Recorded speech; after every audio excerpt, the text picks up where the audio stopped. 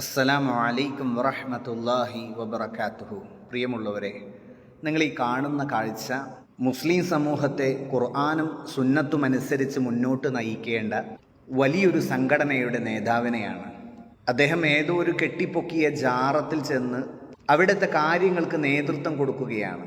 സുബ്ഹാനല്ലാഹ്, എവിടേക്കാണ് ഇത്തരം പണ്ഡിതന്മാർ ഈ സമൂഹത്തെ വഴി നടത്തുന്നത്?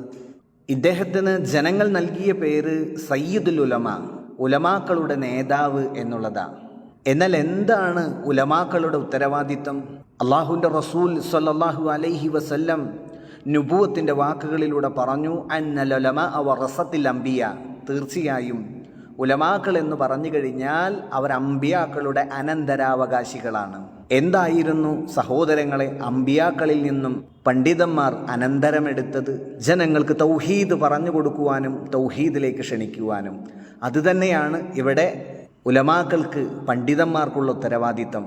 എന്നാൽ ഇത്തരം പുരോഹിതന്മാർ അള്ളാഹുവോ അവൻ്റെ റസൂലോ പഠിപ്പിക്കാത്ത ഖബറുകൾ കെട്ടിപ്പൊക്കി അവിടെ നേർച്ചയും പൂരവും കഴിക്കുമ്പോൾ, അവരെ വിളിച്ച് സഹായം തേടുമ്പോൾ വഴിതെറ്റുന്നത് അവരുടെ അനുയായികൾ മാത്രമല്ല, മറിച്ച് നിങ്ങൾ ഈ കാഴ്ചയൊന്ന് കണ്ടു നോക്കൂ. ഈ പാവപ്പെട്ട അമ്മമാർ ഈ ജാറത്തിലേക്ക് വന്ന് ആ ഖബറാളിയോട് പ്രാർത്ഥിക്കുകയാണ്. വേദഗ്രന്ഥം നൽകപ്പെട്ട മുസ്ലിമീങ്ങളെ നിങ്ങൾ ചിന്തിക്കണം. അല്ലാഹു സുബ്ഹാനഹു തആല നാളെ നിങ്ങളെ വിചാരണ ചെയ്യുക തന്നെ ചെയ്യും. വമാ ഖലഖതുൽ ജിന്ന വൽ ഇൻസ ഇല്ലാ ലിയഅ്ബുദൂൻ. അല്ലാഹു സുബ്ഹാനഹു തആല മനുഷ്യനെയും ജിന്നിനെയും സൃഷ്ടിച്ചത് അല്ലാഹുവിനെ മാത്രം ആരാധിക്കുവാൻ വേണ്ടിയാണ്. എന്നാൽ ഈ പാവപ്പെട്ട മനുഷ്യർക്ക് തൗഹീദ് പറഞ്ഞു കൊടുക്കാതെ, ശിർക്കിൽ നിന്നും അവരെ തടയാതെ, അവർക്ക് ആരാധന ചെയ്യാൻ വേണ്ടി ഈ ജാറമുണ്ടാക്കിയതിൻ്റെ പേരിൽ നാളെ റബ്ബിൻ്റെ മുമ്പിൽ നിങ്ങൾ പിടിക്കപ്പെടും.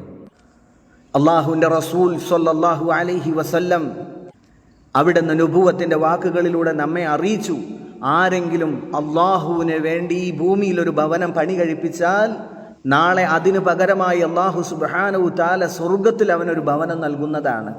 എന്നാൽ സഹോദരങ്ങളെ, ആരെങ്കിലും ഈ ഭൂമിയിൽ അള്ളാഹു അല്ലാത്തവരെ ആരാധിക്കാൻ ഒരു ഭവനമാണ് സൃഷ്ടിക്കുന്നതെങ്കിൽ അവർക്ക് എന്താണ് നാളെ പരലോകത്ത് കിട്ടാനുണ്ടാവുക? ഈ പുരോഹിതന്മാർ ജനങ്ങളെ ഈ വിധം വഴിതെറ്റിക്കുമെന്ന് അറിഞ്ഞുകൊണ്ട് തന്നെ ആയിരിക്കണം അള്ളാഹുവിൻ്റെ റസൂൽ സ്വല്ലല്ലാഹു അലൈഹി വസല്ലം അല്ലാഹുമ്മ ലാ തജ്അൽ ഖബരി വസനൻ യുഅബദ്.